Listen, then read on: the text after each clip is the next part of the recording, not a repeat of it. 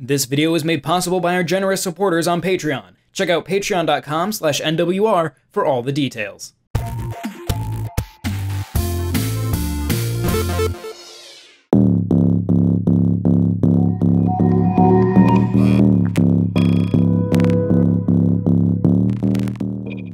Even after 3 years, it's jarring seeing the PlayStation branding appear on Nintendo Switch courtesy of Sony San Diego's long-running MLB The Show series. Back in 2022, when the show first hit Switch, it was an impressive port, taking a deep, full-featured simulation baseball game and making it run well on Switch, complete with crossplay on PlayStation 5 and Xbox Series X.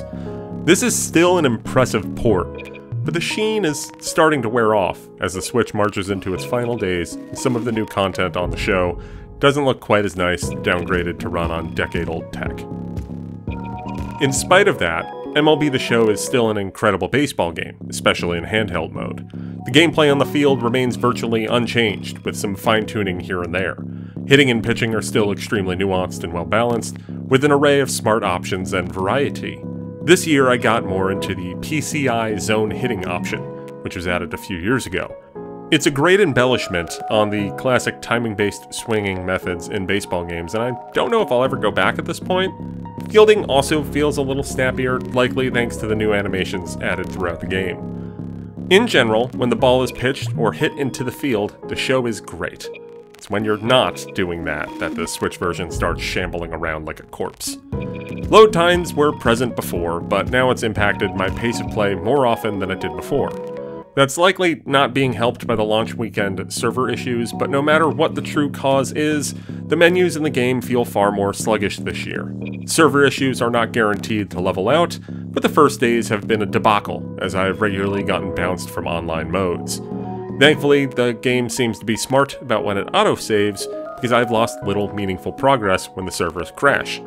However, on top of the server problems, I just straight up had multiple game crashes in general, force closing the game and making me restart from the Switch menu.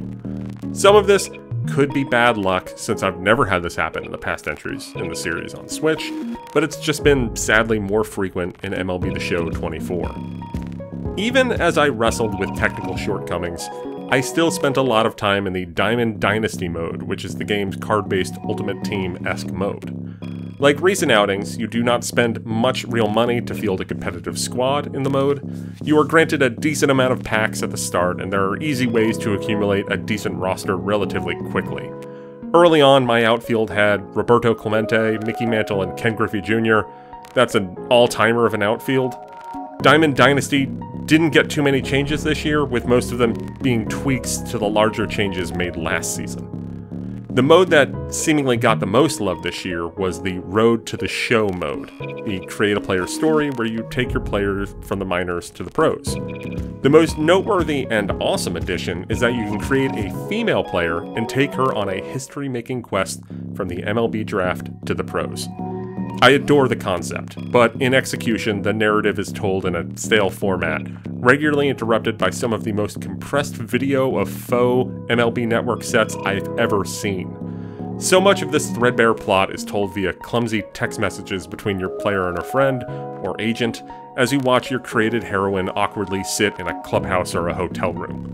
It's a shame because the idea is so cool. You could see the kernels of an incredible mode in Road to the Show, but it's sadly not ready for the big leagues, at least on Switch.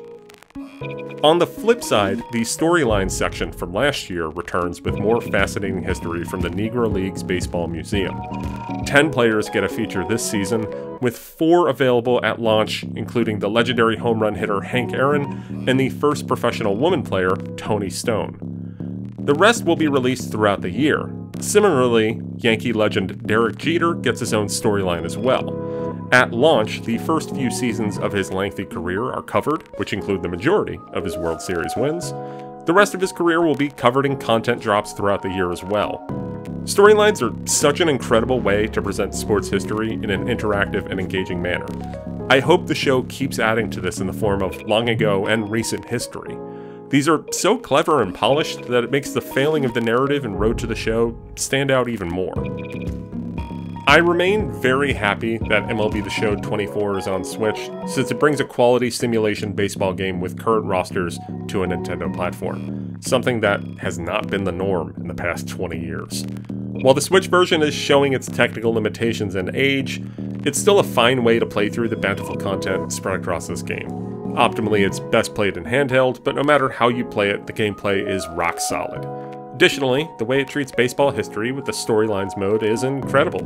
Now, if only the video wasn't so compressed and I didn't have to worry about the game or server crashing at any point. This video is made possible by our generous supporters on Patreon. Did you know that Nintendo World Report is funded directly by fans like you? When you support Nintendo World Report on Patreon, you get immediate access to multiple exclusive podcasts every month, exclusive Discord channels, an early look at select content, and more, all for as little as $1 a month. Check out patreon.com/NWR for all the details.